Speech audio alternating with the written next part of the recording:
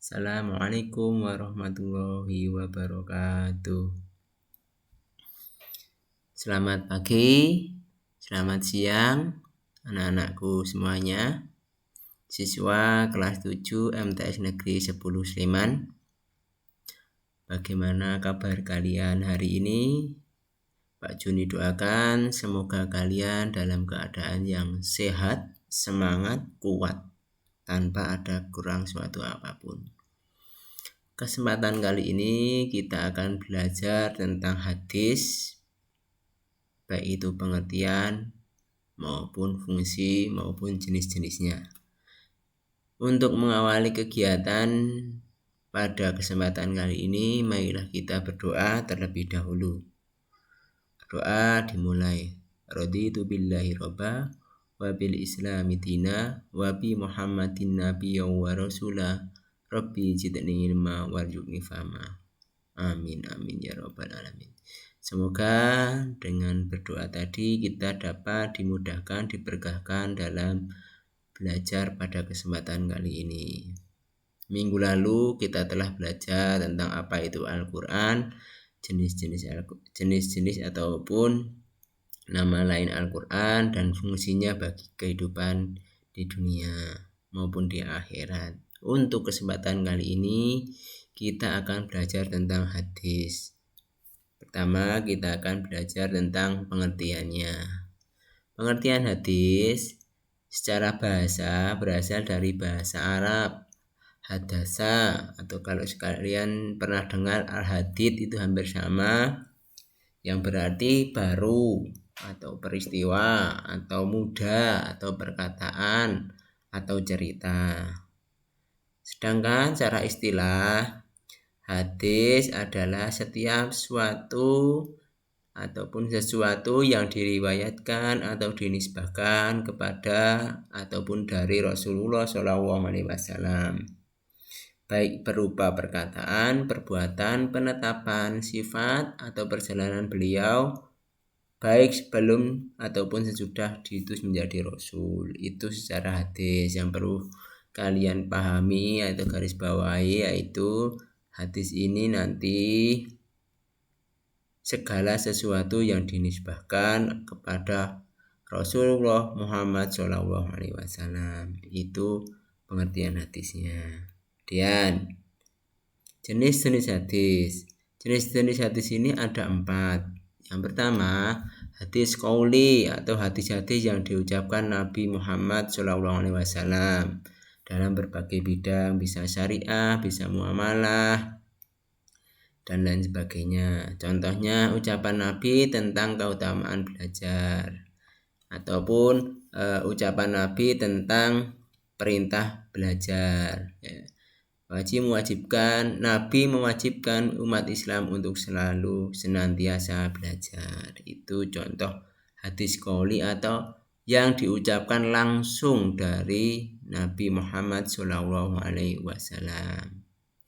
Yang kedua, hadis fi'li, yaitu perbuatan-perbuatan Nabi ataupun penjelasan-penjelasan praktis dari Nabi Muhammad terhadap peraturan-peraturan syariat yang belum jelas teknis pelaksanaannya. Contoh seperti halnya jumlah rakaat dalam sholat, cara mengerjakan haji, cara berzakat, dan yang lainnya. Ataupun perbuatan Nabi yang merupakan penjelas haruslah diikuti dan dipertegas dengan sebuah sabdanya. Itu hadis fi'li. Yang ketiga, hadis takriri. Ini keadaan Nabi Muhammad yang mendiamkan atau tidak mengadakan sanggahan dan reaksi terhadap tindakan atau perilaku para sahabatnya, serta menyetujui apa yang dilakukan oleh para sahabatnya itu. Yang keempat, sifat ataupun keadaan atau himmah atau keinginan Rasul. Sifat-sifat ini bisa digambarkan dan dituliskan oleh para sahabat dan para ahli sejarah, baik mengenai sifat jasmani maupun akhlaknya. Dan kalau silsilah atau nasab, nama-nama dan tahun kelahirannya yang ditetapkan oleh para sejarawan. Sedangkan yang terakhir keinginan atau himmah, yaitu keinginan Nabi untuk melaksanakan suatu hal, seperti keinginan beliau untuk berpuasa setiap tanggal 9 Muharram. Ya, bisa dilihat ketika Rasulullah berpuasa pada hari Asyura dan memerintahkan kaum muslimin berpuasa, mereka atau para sahabat berkata, "Ya Rasulullah, ini adalah hari yang diagukan Yahudi dan Nasrani." Maka Rasulullah pun bersabda, "Jika tahun depan kita bertemu dengan bulan Muharram, kita akan berpuasa pada hari ke-9." Tuh. Ini yang jelas, jenis-jenis hadis dibagi menjadi 4, yaitu hadis qauli atau ucapan dari Rasul, ucapan beliau. Kemudian hadis fi'li, itu perbuatan-perbuatan beliau. Beliau mencontohkan caranya sholat seperti apa, cara mengerjakan haji seperti apa, cara berzakat seperti apa. Yang kalau takriri, yaitu ketika ada para sahabat melakukan suatu hal, kemudian Nabi hanya mendiamkan dan menyetujui. Contoh ketika ada para sahabat memakan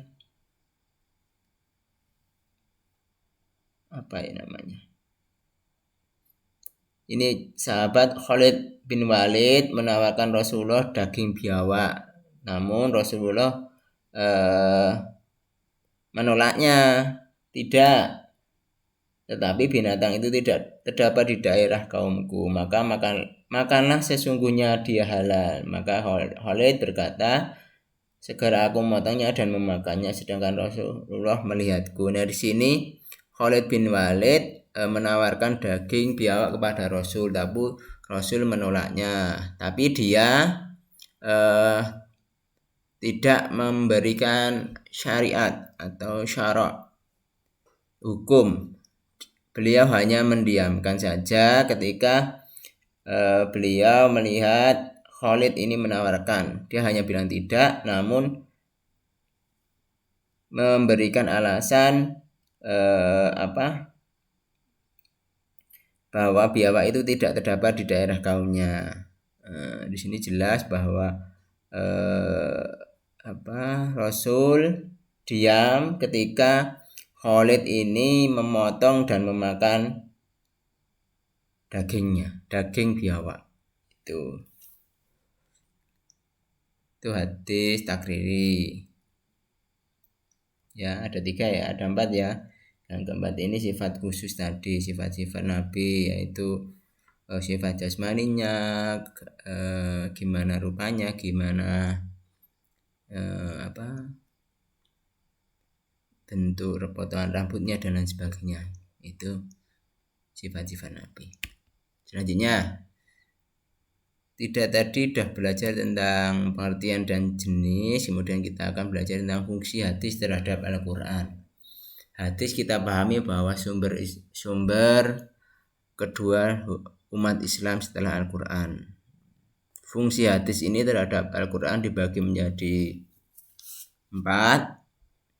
Yang pertama, bayan at-takriri atau at-taqid, yaitu menguatkan atau mengukuhkan dan menegaskan hukum yang terdapat dalam Al-Quran.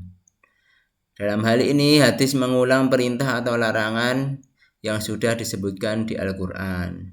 Misalnya, Rasulullah memerintahkan untuk melaksanakan puasa. Perintah melaksanakan puasa sudah ada dalam Al-Quran, sehingga dalam hal ini hadis sifatnya mempertegas perintah yang ada dalam Al-Quran. Perintah puasa bisa kita pahami dalam Quran surat Al-Baqarah ayat 183. A'udzubillahi minasyaitonirrajim. Ya ayyuhalladzina amanu kutiba alaikumusiyam kama kutiba alal ladzina min qablikum la'allakum tattaqun. Yang artinya, hai orang-orang yang beriman, diwajibkan atas kalian berpuasa sebagaimana diwajibkan atas orang-orang sebelum kamu agar bertakwa. Nah, di sini diperjelas perintah akan berpuasa ini.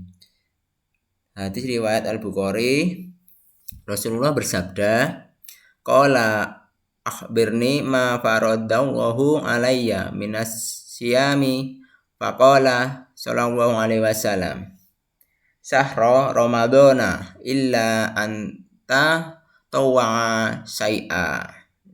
Sahabat bertanya, kabarkan kepada saya apa yang diwajibkan bagi saya untuk puasa. Nabi Muhammad menjawab, puasa Ramadan kecuali jika engkau berpuasa sunnah. Nah, ini perintah puasa itu di Al-Quran sudah ada. Kemudian hadis atau Rasulullah menjelaskan agar lebih jelas atau ditegaskan lagi. Perintah ini ben tegas, ben nyata bahwa puasa Ramadan itu wajib, seperti itu. Itu bayan at-takriri. Dan bayan at-tafsir, at-tafsir ya. Menjelaskan dan merinci ayat-ayat Al-Quran yang masih umum atau mujmal dan sama. Misalnya perintah melaksanakan sholat. Perintah melaksanakan sholat ini diperintahkan dalam Quran surat Al-Baqarah ayat 83 dan di beberapa surat ayat lainnya. Namun tidak ada satupun ayat dalam Al-Quran yang menjelaskan bagaimana cara melaksanakan sholat. Nah, ini ketika ada perintah melaksanakan sholat di Al-Quran hanya perintahnya saja. Kemudian hadis fungsinya menjelaskan. Ini tadi kan kalau awal tadi menegaskan, kalau ini menjelaskan. Nah, tata cara pelaksanaan sholat secara lengkap diajarkan dan dicontohkan langsung oleh Rasulullah. Sebagaimana sabdanya, Sallu kama ra'aitu muni asolli. Sallu kama ra'aitu muni usolli. Sholatlah kalian semua sebagaimana kalian lihat aku sholat. Hadis riwayat Al-Bukhari. Ini seperti jenis hadis tadi ya. Jenis hadis ya apa kalau mencontohkan tadi? Perbuatan tadi. Hadis apa? Masih ada ingat? Fi'liya. Hadis fi'li. Itu bayan at-tafsir atau fungsi hadis yang kedua. Yang ketiga, fungsi hadis terhadap Al-Quran yaitu bayan at-tasyari, menetapkan dan mengadakan hukum yang tidak disebutkan di dalam Al-Quran. Dalam hal ini, hukum yang ada adalah merupakan produk hadis sunnah yang tidak ditunjukkan oleh Al-Quran. Misalnya, haram memakan burung yang berkuku tajam, haram memakai cincin emas dan kain sutra bagi laki-laki dan lain. Bayan at-tasri. Yang terakhir, fungsi hadis terhadap Al-Quran yaitu membatasi keumuman Al-Quran, keumuman ayat Al-Quran. Ya, di Al-Quran banyak sekali perintah yang mengisyaratkan berlaku secara umum seluruh umat manusia ataupun umat Islam, baik laki-laki maupun perempuan, besar ataupun kecil. Nah, sehat maupun sakit dan lain sebagainya. Rasulullah kemudian membatasi, contohnya Allah memerintahkan seluruh umat Islam, orang yang beriman untuk melaksanakan sholat Jumat. Quran surat Al-Jum'ah ayat 9. Berdasar ayat tersebut, sholat Jumat merupakan kewajiban bagi seorang muslim, baligh, berakal dan mukmin tanpa kecuali. Itu masih umum ya. Kemudian Rasulullah memberikan ancaman bagi orang yang meninggalkan sholat Jumat dan dianggap kelompok yang mengingkari agama. Ini di Al-Quran dijelaskan secara umum bahwa seluruh orang yang beriman itu melaksanakan sholat Jumat. Kemudian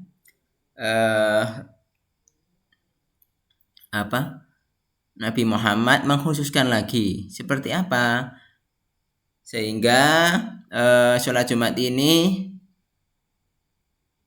dibatasi atau dikhususkan ya, seperti dalam hadis riwayat Abu Daud. Bisa lihat, al-jumu'ah haqqu wajibu ala kulli muslim illa arba'ah.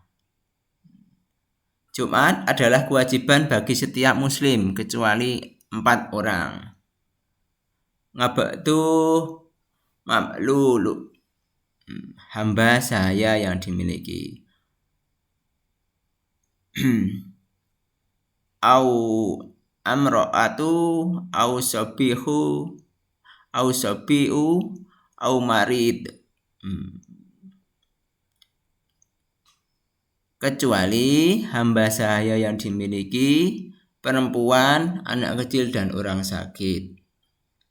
Nah, ini kemudian dibatasi tadi ya, dibatasi bahwa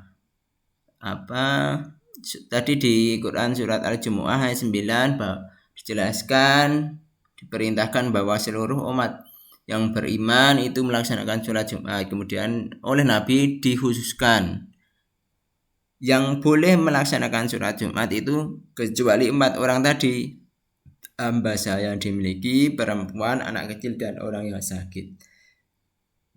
Nah, ini fungsi hadis yang terakhir. Tentu anak-anak bisa mengetahui bahwa fungsi hadis ini ada 4, yaitu Pak Joni lagi menguatkan atau menegaskan. Yang kedua, menjelaskan atau merinci ayat Al-Quran. Yang ketiga, menetapkan ataupun mengadakan hukum yang belum ada dalam Al-Quran. Yang terakhir, membatasi keumuman ayat Al-Quran. Cukup sekian penjelasan dari Pak Joni. Semoga kalian dapat memahami. Nanti bisa Pak Joni share materinya lewat link, bisa kalian download, bisa kalian baca, ataupun bisa mendengarkan langsung lewat rekaman ini. Untuk minggu depan kita masih akan berkuat, masih akan membahas tentang Al-Quran dan hadis. Cukup sekian penjelasan kali ini. Sampai bertemu minggu depan di lain kesempatan. Marilah kita akhiri pertemuan pada kesempatan kali ini dengan mengucap hamdalah secara bersama-sama. Alhamdulillahirabbil alamin. Pak Joni cukupkan sekian. Wassalamualaikum warahmatullahi wabarakatuh.